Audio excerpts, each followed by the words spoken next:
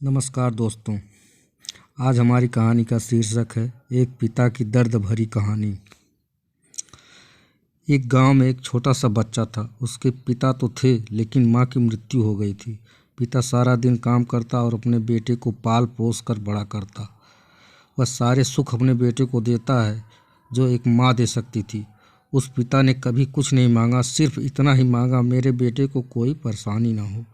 दिन बीतते गए। बेटा पढ़ लिख कर अच्छा जॉब भी करने लगता है और वह शहर में रहने लगता है। कुछ दिन बाद वह अपने पिता से मिलने आता है और कहता है, पापा मुझे कुछ पैसों की ज़रूरत है।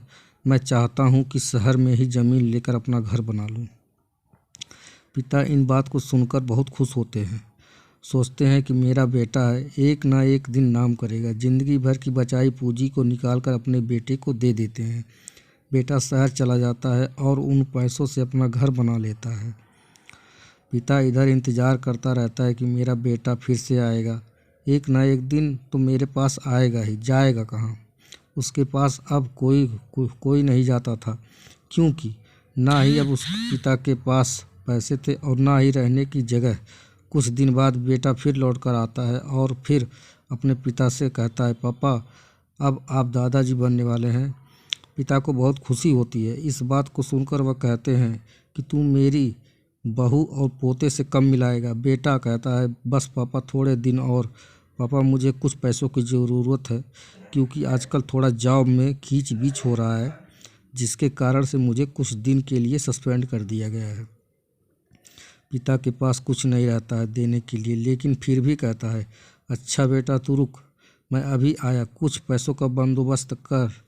पिता बाद में महाजन से कुछ पैसे उधार लेता है और अपने बेटे को दे देते हैं। बेटा पैसा लेकर शहर चला जाता है। बरसों गुजर जाते हैं। पिता सोचते हैं कि मैं तो अब दादाजी बन गया हूँ, मेरा बेटा पता नहीं मेरे नाती को लेकर कब आएगा। फिर सोचने लगते हैं, समय नहीं मिलता होगा इसलिए मेरा बेटा अभी तक आया नहीं, वरना आया ज़रूर होता। तब तक महाजन 2-3 आदमी को लेकर उस पिता के घर पर आता है और कहता है कि आपके वादे के मुताबिक मैं पूरे 3 महीने बाद आया हूँ अपने पैसे ले जाने। पिता कहते हैं, मेरे पास पैसे नहीं हैं देने के लिए। महाजन कहता है, जब पैसे नहीं थे तो आपने मुझसे उधार क्यों लिया?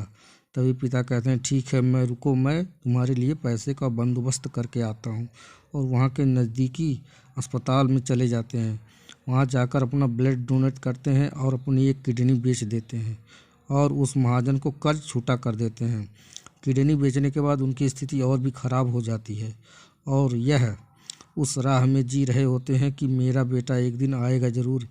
इस आस में जीते जीते एक दिन पिता की मृत्यु हो जाती है, परंतु उस बेटे को अपने पिता को आग देना भी नसीब नहीं होता है। हेलो दोस्तों, हमारे चैनल को लाइक और सब्सक्राइब करें, जिससे हमारी न्यू वीडियो आपके मोबाइल के यूट्यूब पर आपका इंतज़ार करती रहेगी कि कब आप मुझे क्लिक करके देखेंगे। धन्यवाद।